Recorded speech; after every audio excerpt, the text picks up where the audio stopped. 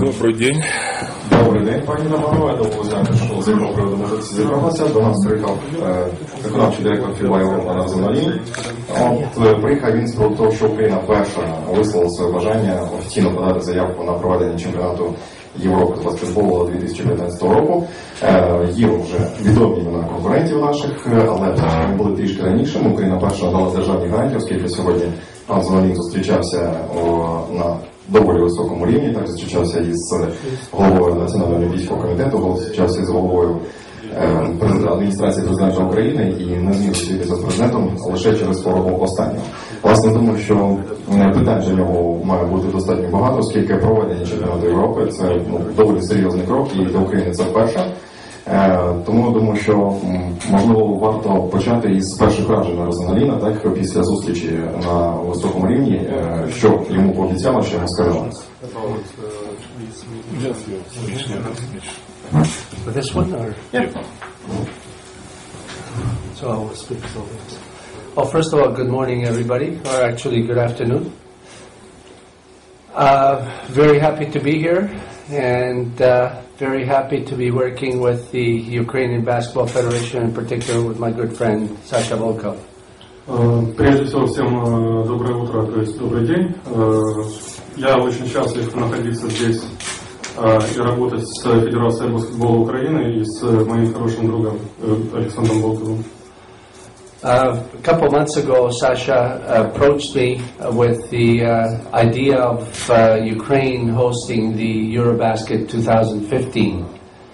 And he invited me to come to Kiev in order to speak with the appropriate people, in particular government, to show the support. Несколько назад Александр Волков связался со мной по поводу перспективы проведения Евробаскета 2015 на Украине и пригласил посетить страну для того, чтобы встретиться с людьми, которые будут за это отвечать. And this morning we had a very interesting meeting with the government representatives. I apologize, I don't remember the name, but apparently he's the right hand of the president who was sick and he could not be there. Сегодня утром у нас произошла очень интересная встреча с людьми из администрации президента. Это правая рука президента Сергей Левочкин. And it was a very interesting meeting from the point of view that he showed that the government is fully committed to the support for the acquisition of the rights to the Eurobasket 2015. И эта встреча была интересна тем, что Сергей Левочкин дал понять, что государство полностью заинтересовано в том, чтобы получить права и поддержать идею проведения Евробаскета 2015. And the government is committed to building the necessary infrastructure, which means arenas and eventual hotels. И государство точно так же заинтересовано в том, чтобы соорудить необходимую инфраструктуру, это спортивные арены и отели. To fully support the National Federation in financial terms. Чтобы полностью, также они заинтересованы полностью поддержать Национальную федерацию баскетбола финансово. Because he understood that the Eurobasket is the second biggest event in sports in Europe, and obviously second to like what you will have next year in the Euro for football. И потому что он понял, что Евробаскет это второе по значимости спортивное событие Европы после первого, которое тоже будет проходить на Украине, чемпионат Европы 2012 года. And he conveyed to me that the president himself is fully committed to this project. И он дал мне понять, что сам президент полностью поддерживает этот проект. So I feel quite confident from an institutional point of view that the government and the federation and all the other entities that are involved that it will be a good bid. И я полностью уверен с точки зрения полной организации в стране, что Евробаскет 2015 на Украине это будет хорошая заявка от Украины. Then we met another person whom I consider one of my heroes, and that's Sergei Bubka. После этого мы встретились с еще одним человеком, которого я считаю одним из своих героев, это Сергей Бубка. I remember him, and we were talking about how I was following him during his athletic career while I was in Canada, and how fascinated I was by a personality like him.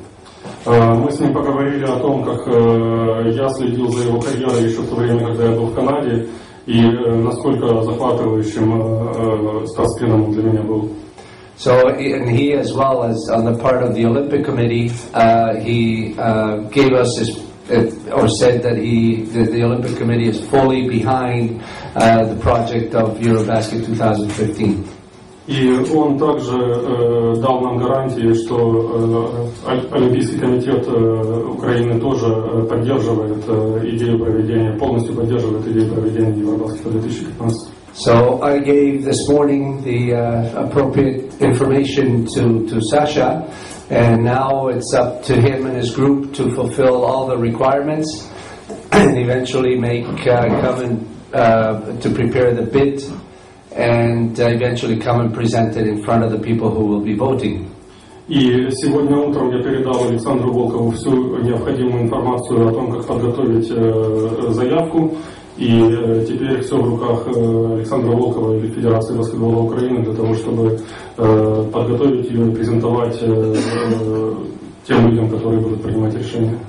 Sasha and I have known each other for many, many years, and he knows he will have all the appropriate information from me in order to help him with his bid, short of telling people which way to vote, which I will not do, because that would not be fair. Мы с Александром Волковым очень давно друг друга знаем, и он знает, что он может получить от меня любую необходимую информацию для того, чтобы сделать заявку Украины более привлекательной. Единственное, чего я никогда не сделаю, это я не буду говорить людям, как голосовать, потому что это будет нечестно. He has my commitment that I will guide him through the whole process and help him as much as I can. And I'm sure that he and his team will prepare a very, very good dossier, that's what we call it, and present it to the people who are going to vote. That's our board, the board of FIBA Europe.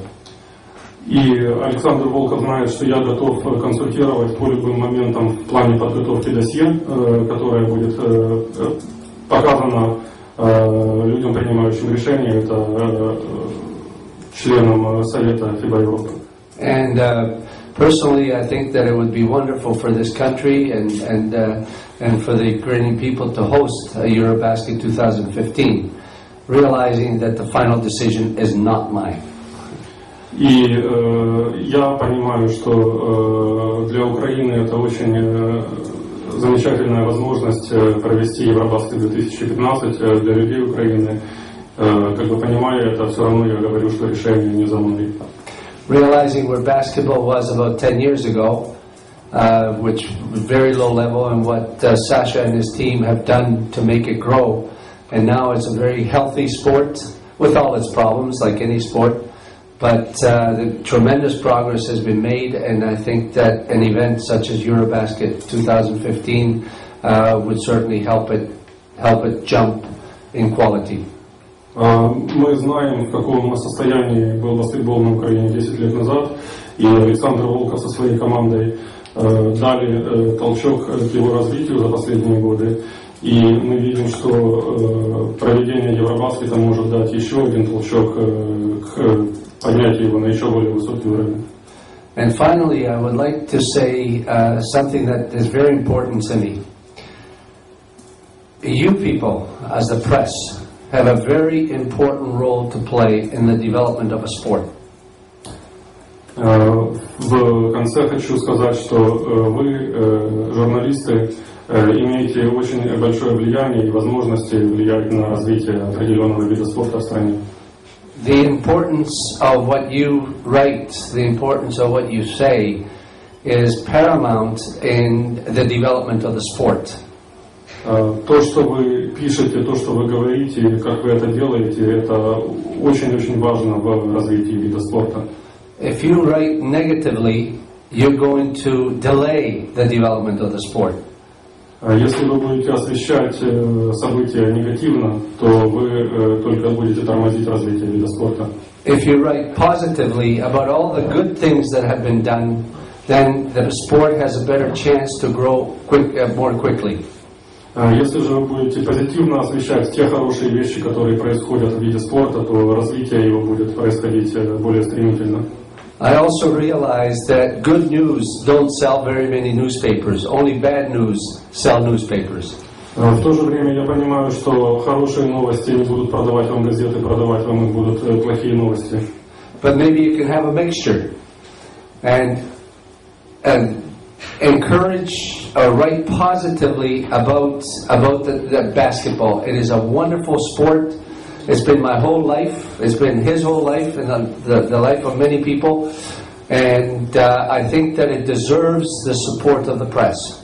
Может быть, вы можете давать поровну и той, и другой информации, но я бы хотел вас все-таки просить писать более позитивно о баскетболе. Я провел в баскетболе всю жизнь, точно так же, как провел в баскетболе всю жизнь Александр Волков и многие другие люди. And the more positive you are, the more positive the news goes outside of the Ukraine, the better chances you have of hosting the 2015 Eurobasket. И чем более позитивно вы будете писать о баскетболе, тем больше новостей будут выходить за пределы Украины, и тем больше шансов у вас будет провести Евробаскет 2015. So I'm really counting on you. Help support the game of basketball and help support the Eurobasket 2015. Thank you. Поэтому я на вас очень рассчитываю. Помогите поддержать баскетбол, помогите поддержать идею проведения Евробаскет 2015. Спасибо. Будь ласка, якщо у вас є питання до пана Нара Занолина и до президента Федерации баскетбола. Если можно, господину Нару, вопрос. Ключевые аспекты в плане инфраструктуры, которые будут прежде всего оцениваться Федерацией при решении, кому отдать Евро 2015. What are the key aspects in terms of infrastructure that you're going to judge depending upon when making a decision? Once the full bid dossier has been completed, with all the appropriate people, including the government support, then there will be an evaluation team that will come to this country and evaluate a number of aspects, but fundamentally, arenas must be a very top level with all the infrastructure that is needed inside the arena, such as Wi-Fi, internet connections, television, all those things that are VIP rooms and everything. That's number one. Когда будет подготовлено досье, когда будут все данные собраны, комиссия из нескольких экспертов приедет на Украину для того, чтобы осмотреть все, что там представлено. Прежде всего мы будем обращать внимание на спортивные арены, которые должны быть высочайшего класса. От самой арены до всего того, что находится внутри, это Wi-Fi, это комната для VIP, это все остальное, что только можно представить в арене. Yeah, it has to be state of the art. It has to be a very high level. The second requirement are hotels. I am a firm believer, and this is what we do. The top hotels must be for the players. They are the protagonists. Второе, на что мы будем смотреть, это отели. Самые лучшие отели, я верю в это, должны отдаваться игрокам, потому что они главные действующие лица самого события. If I go in a lower quality hotel, I don't care. The players must be treated best. Если я буду в отеле, который ниже качеством, для меня это не проблема, но игроки должны жить в самых лучших условиях. At the same level, or even just a little bit lower than the second group, are our sponsors. They're the people who put all the money. And consequently, our VIPs, because we invite people from all over the world, they must be treated well. Второй уровень – это спонсоры, это люди, которые дают деньги, это люди, которые поддерживают это событие. Они тоже должны быть расселены в отличные отели. And that's why, the hotels are very important, and in sufficient quantity, obviously, for press, like yourselves, who are going to come, etc., etc. Поэтому отели тоже очень важный момент, и их должно быть достаточно для всех людей, которые приедут, в том числе и для прессы, для людей, как вы. The next one that we really look at carefully is security. We have a very complex security apparatus that we really make sure that everybody is safe. Следующий момент – это безопасность. У нас есть очень четкие требования по организации безопасности на таком мероприятии, и для нас очень важно, чтобы все люди чувствовали себя в безопасности. And then, obviously, the organization, how it's planned and how it's going to function and who's going to have what responsibility. And there's a whole organizational chart that we would like the local organizing committee to follow. Следующее – это организация самого мероприятия. Есть определенный список того, что и как должно делаться, поэтому организационный комитет на месте уже будет пользоваться этим руководством. That's it. So to summarize, arenas, hotels, security, and the rest of the infrastructure. Those are the four main things that we really focus on. Поэтому 4 самых главных аспекта – это отели, безопасность, инфраструктура и организация. One more thing, I suppose, I just thought of it. In the round one, where we have the big groups, the arena minimum capacity has to be above 5,000, preferably 6 or 7 or 8. In round 2, around 10, 12,000. And round 3, 15,000 minimum. That's the final round, the round 3. В первом раунде соревнований, когда много команд, арена может быть с минимальной вместимостью 5,000 человек. Ну, конечно, хотелось бы 6, 7, 8. Второй раунд 10. 10,000? Yeah, second round, 9 to 10. 9-10 тысяч на второй раунд и 15 тысяч на третій раунд. Думаю, що варто ще поставити питання відносно того, буде проводитися вибори одразу від 15-17 року, так, Євробаскет. The question is whether the decision is going to be made at the same time on 2015 and 2017. No. The way we do it is we will assign a Eurobasket every 2 years, 4 years ahead. So in 2011 we assigned for 2015. In 2013 we'll assign for 2017. In 15 for 19. Always 4 years ahead, every 2 years. Нет, мы делаем назначение страны-организатора Евробаскета каждые 2 года на 4 года вперед. То есть в 2011 году будет назначен Евробаскет 2015 и в 2013-2017. And we tried that, assigning various Eurobaskets at the same time. It was not a good experience. None. So we decided to go in that format. Раньше у нас была практика назначения нескольких мест проведения Евробаскета одновременно, но она себя не оправдала. Вопрос к Александру Волкову. Кто является основным конкурентом украинской заявки? Это раз. И второй вопрос. Можете уже сейчас огласить, какие города основные, какие резервные? Ну, прежде всего, окно открылось только буквально с понедельника. Еще только вчера федерации получили приглашение. Значит, я не могу комментировать, если на уровне разговоров, то на уровне разговоров, неофициально. Это то, что я слышал и в дискуссию с НАРом, и до этого. Я слышал, что собирается подать заявку, совместную заявку Германия, Франция, Великобритания и Россия. Это из уровня разговоров, это неофициально. Что мы получим до конца, до того, как окно закроется, я не могу, я не знаю. Я знаю, что мы будем подавать, а кто будет подавать, еще не знаю. Официально вот, только много разговоров, и, наверное, подтвердит это.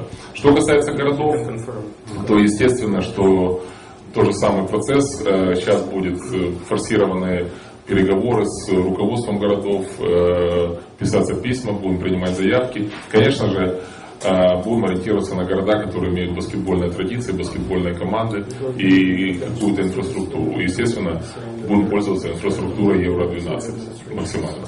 Но по регламенту сколько должно быть? 5, 6, 7, 8? 4 города это вот предварительный турнир. 1 или 2 города второй раунд. Ну, мы, конечно, постараемся 2, потому что чтобы была возможность построить залы в 2 городах. И финал. По сути, 7 городов, максимум 6 минимум. Можно вопрос тоже Александру Волкову. Скажите, пожалуйста, при строительстве арен вы рассчитываете сугубо на государственные деньги или деньги инвесторов? И, в принципе, я думаю, что это будет где-то в какой-то, на мой взгляд, я не могу точно сказать, но есть определенные договоренности, есть определенные переговоры проведены и, скажем, с бизнес-структурами. И на сегодняшний день, я думаю, это где-то будет выглядеть пропорционально в каком-то степени. Я надеюсь, что это будет пропорционально больше в сторону частного капитала. Но, естественно, без государственной поддержки не обойтись. И финансирования каких-то определенных арен. Можно вам догонку еще один вопрос? Сегодня Нарзан встречался с Сергеем Губкой, Национальный олимпийский комитет, который, по сути, к Евробаскету никакого отношения не имеет. Объясните, пожалуйста, смысл этой встречи сугубо не человеческого характера, а смысл, так сказать... Прагматический, да. Я объяснить ли он? Нет, вы. Хорошо. Значит, первое. Они друг друга знают давно, так как Сергей Назарович является авторитетом не только в легкой атлетике, в олимпийском движении, а и среди баскетбольных кругах. Второй, Сергей Назарович планируется быть в организационном комитете, один из лидеров организационного комитета, и который будет формироваться.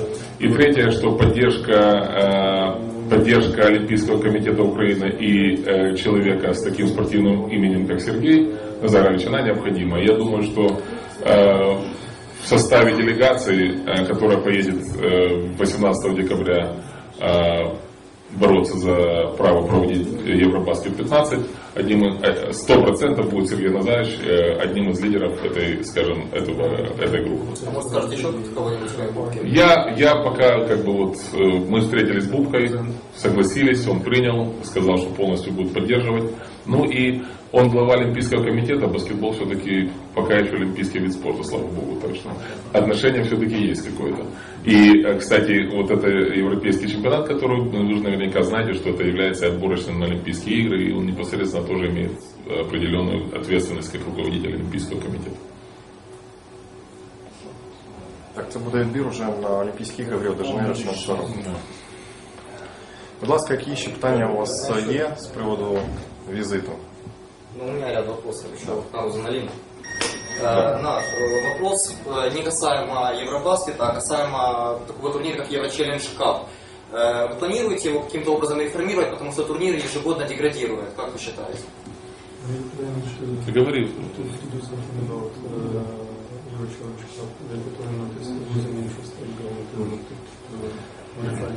It's funny that you should ask that question, because in the car this morning we were discussing that very issue.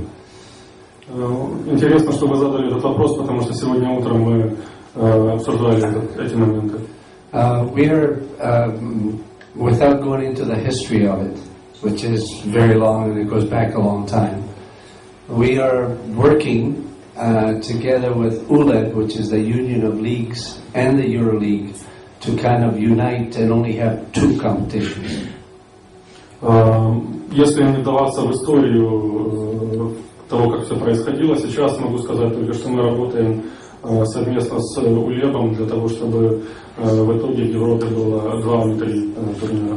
Everybody seems to agree that 3 competitions is too much. Very confusing and everything else, including myself. I agree.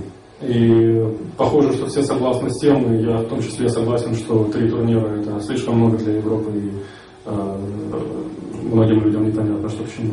But I also made very clear to the appropriate people, EuroLeague, ULEB, leagues and whatever, that FIBA Europe will always have a men's competition.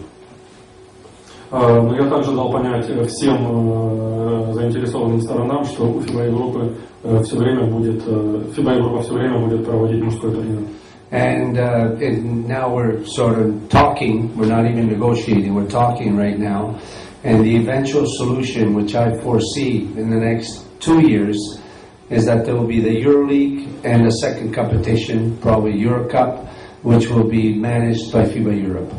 И поэтому сейчас мы только разговариваем, это даже не переговоры еще, но я вижу, думаю, что в течение ближайших 2 лет решение будет такое, что будет 2 турнира, один из них будет Евролига, а второй может быть Еврокубок, на который будет проводиться FIBA Европой.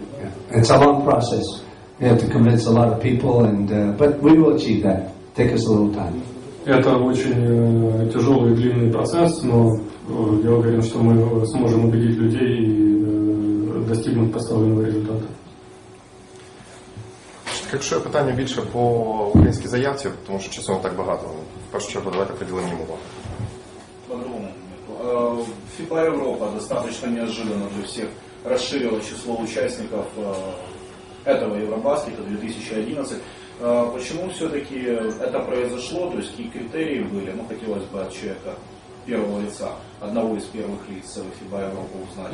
И почему не расширился прицепом, так сказать, женский чемпионат?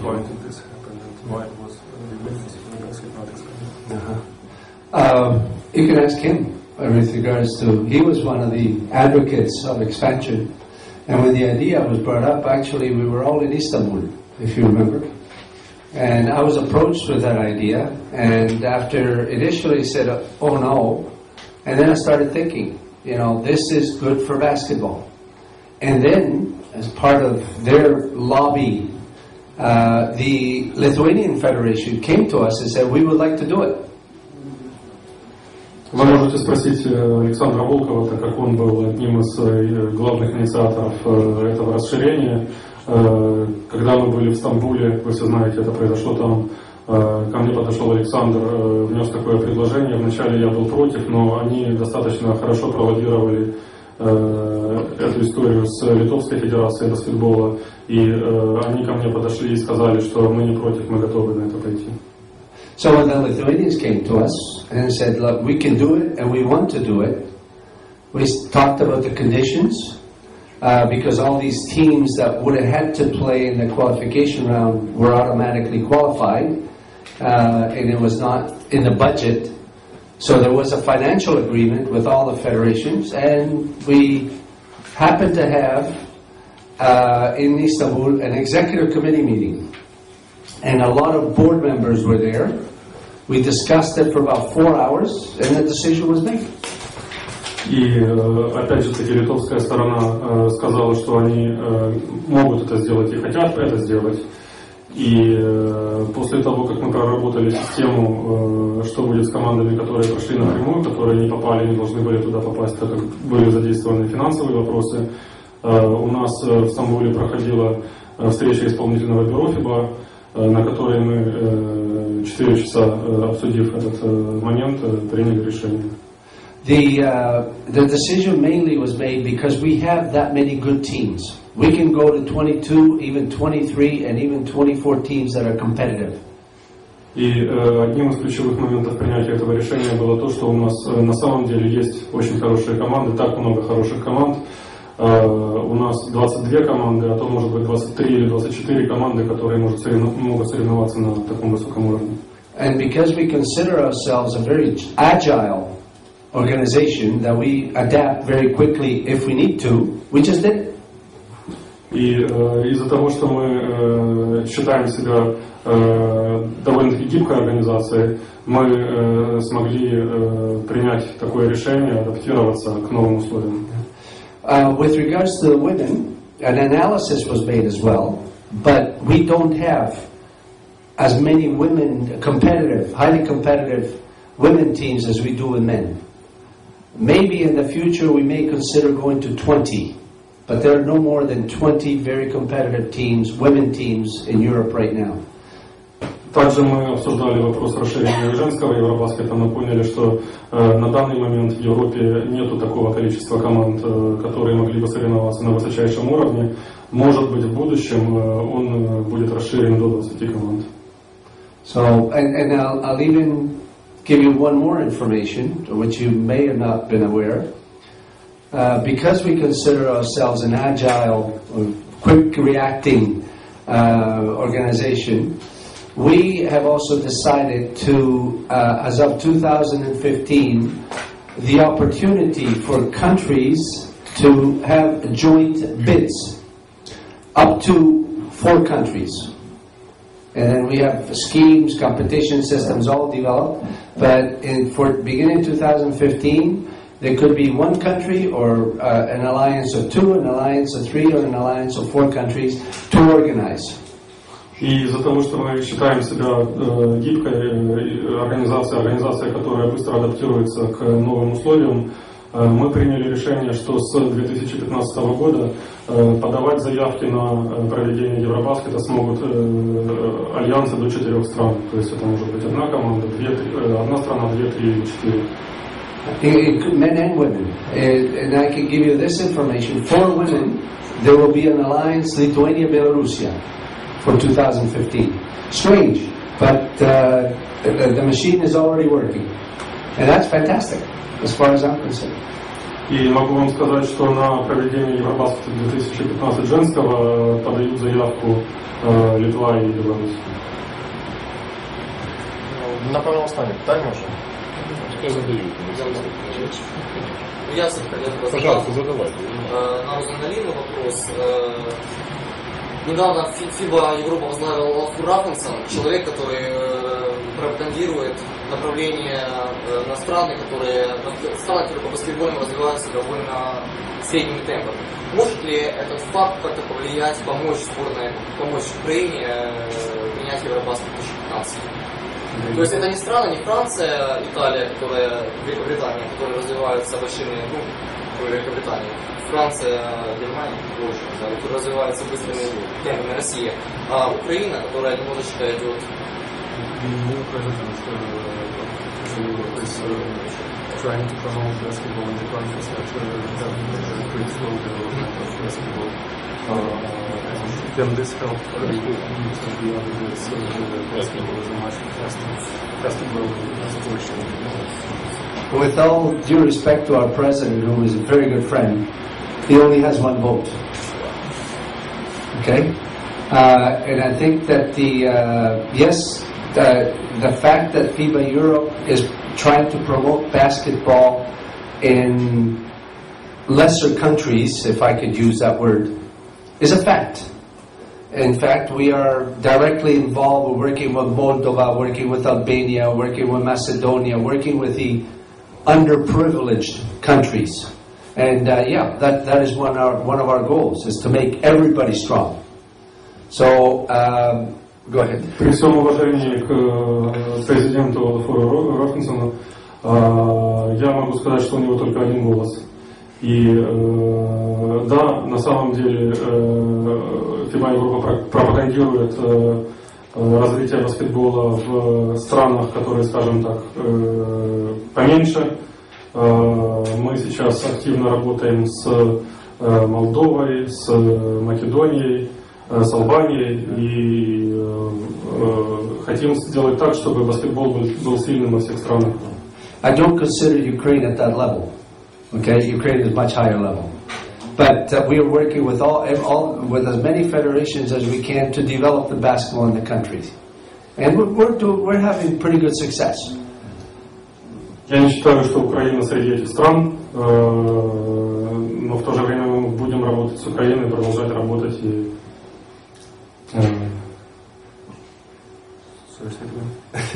Продолжать работать в разных направлениях. Да, будем работать в разных направлениях. And our president is, he comes from a small country. We're trying to develop his country as well. Наш президент из маленькой страны, и мы хотим развить баскетбол в его стране также. And it's a fact. I mean, we're not telling. It's not that because he's the president we're giving it extra help. We just consider one of the countries that need help. Мы не помогаем больше, чем нужно его стране, но потому что он президент. Мы помогаем всем одинаково. Plus, we always tell him, be careful because of the volcano. We may not come back here. И мы все время говорим осторожно, потому что, может, из-за вулкана мы не сможем к вам больше прилететь. No, it's going to be, the voting will be done, I'm sure, with whomever presents the best bid. That's the way I see it right now. And whoever prepares it best, in the background as well. But everybody has an equal chance. Otherwise, if I didn't feel that Ukraine had a very good chance, I wouldn't be here, be honest with you. But I really care about this country. I care about my friendship with Sasha and a few other people that I know very well. And for me, it's important that Ukraine at least has a good opportunity to win. Я могу сказать, что я уверен, что проголосуют за ту страну, которая лучше всего подготовит свою заявку и презентует свою заявку.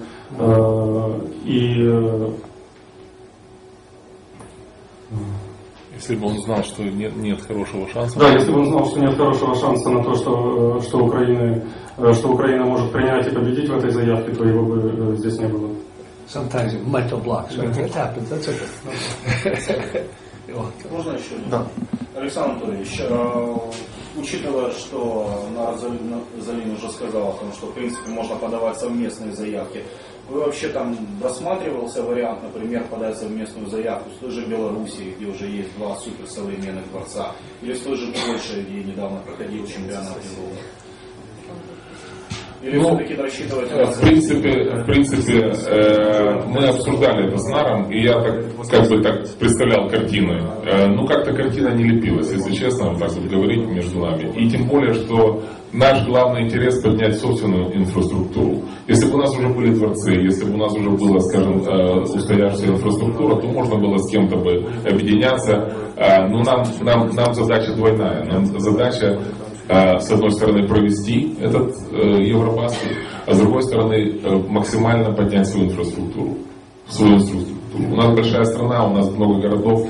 На мой взгляд, мы не можем себе позволить с кем-то делиться. Может быть, это неправильно, но у нас еще мы не в том времени, с кем бы мы могли, так знаете, с барского плеча поделиться тем, что мы можем сами сделать.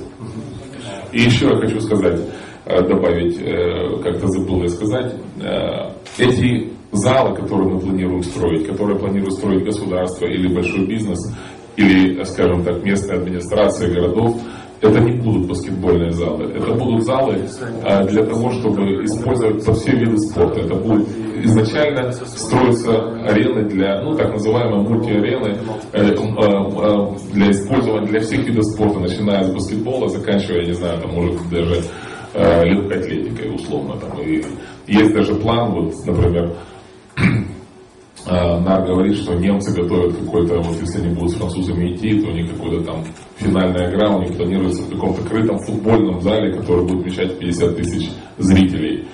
И интересно то, что у нас, я не могу все говорить, еще рано и что-то еще только в каких-то проектах. Есть проект, что тоже есть планы в Киеве построить такого плана арену. У нас так интересно совпало, что немцы готовят, и мы такой сюрприз готовим, независимо от немцев, что может быть у нас тоже в Киеве появится именно такая арена, которая будет вплоть до футбола и баскетбола универсальная, которая будет вмещать достаточно много зрителей. Больше, чем классическая баскетбольная арена, которая в основном до 20 тысяч, не больше. Примерно так.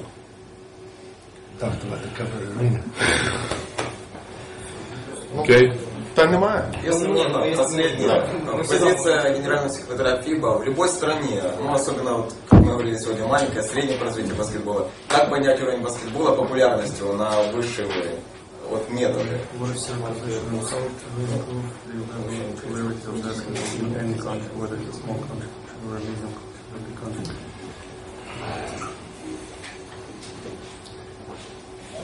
Basketball is not a religion like football. Football is a religion.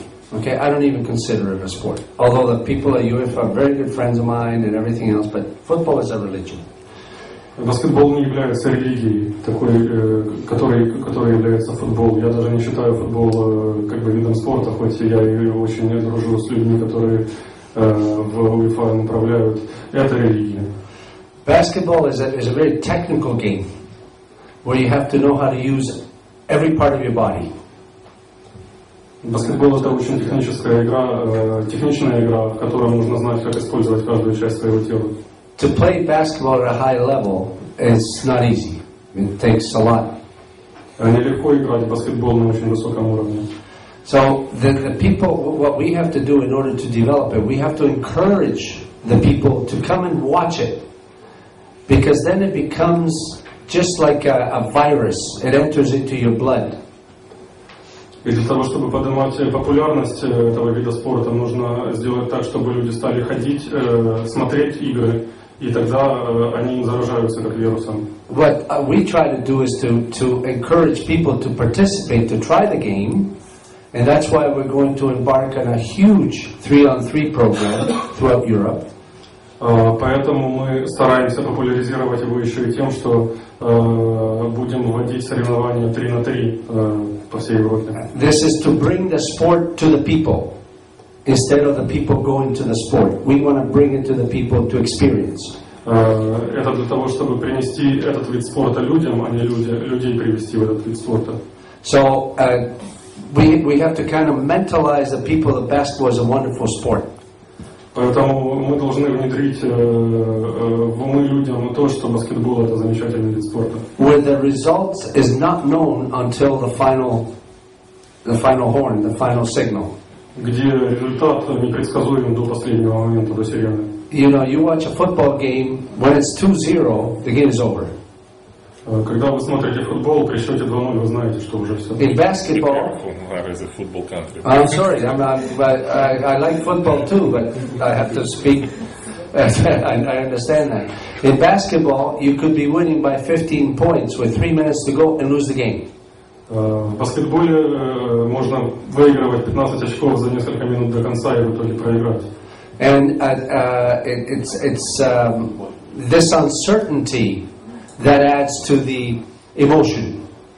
И эта непредсказуемость добавляет эмоций. So what we have to do is to work to bring the sport to the people, like 3-on-3, and then once they're in, hopefully they get the virus. That's the first step.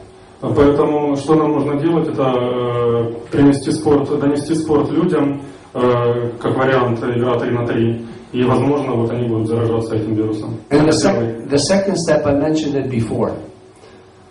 You people play a big role. You play a big role in if you want to popularize the game. If you write positive, people will say, "Oh, that's nice. Maybe I should go watch a game. Maybe I should go play, or whatever." But you people, as newspapers, television, whatever.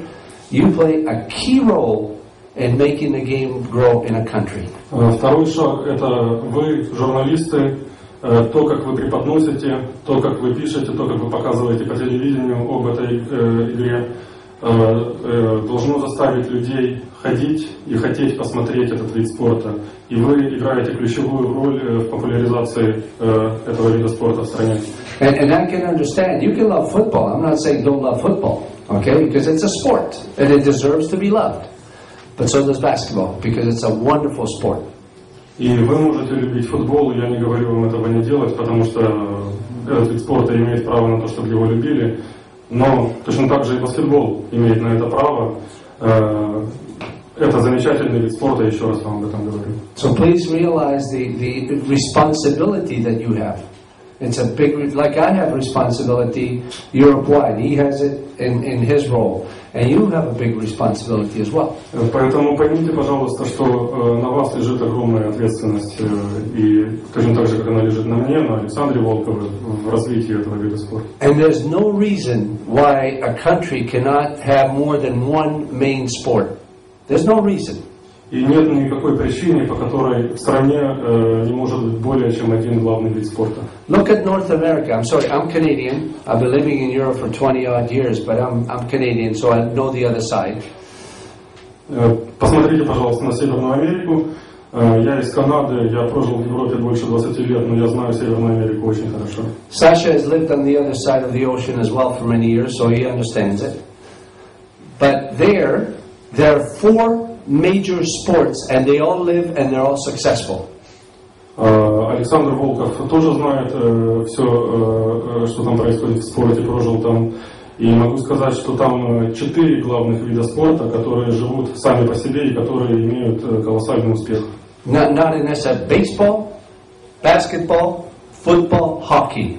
Very high level, very successful, all 4 of them. Бейсбол, баскетбол, хоккей и американский футбол. Все живут сами по себе и все имеют колоссальный успех. Is there a reason why basketball cannot be just as popular in the Ukraine, for example? No reason. Поэтому, есть ли какая-то причина, по которой баскетбол может не быть таким же популярным, как футбол? I'm a sports lover. When I watch television, I'll watch anything that's got to do with sports. So, this is what we're trying to create is sports lovers, in particular basketball, of course. Я человек спорта, поэтому, когда по телевидению идет спорт, я смотрю все подряд. Но я очень люблю баскетбол. Я думаю, що на цьому можна поставити жирну крапку. Подякувати пану Заноліну за цей візит. Всем большое спасибо. І сподіватися на перемогу в Мюнхені 18 грудня. Так, Костя. Зашифровать. Ну, зашифровать. Но я там Yeah,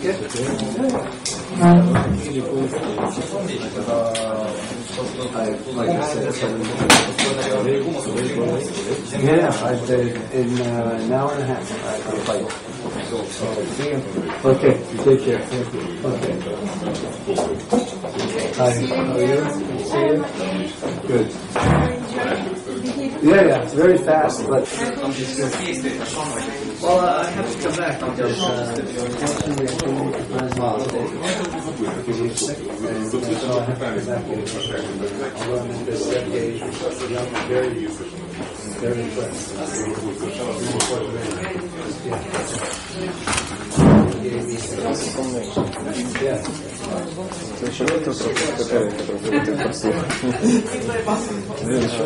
Yeah.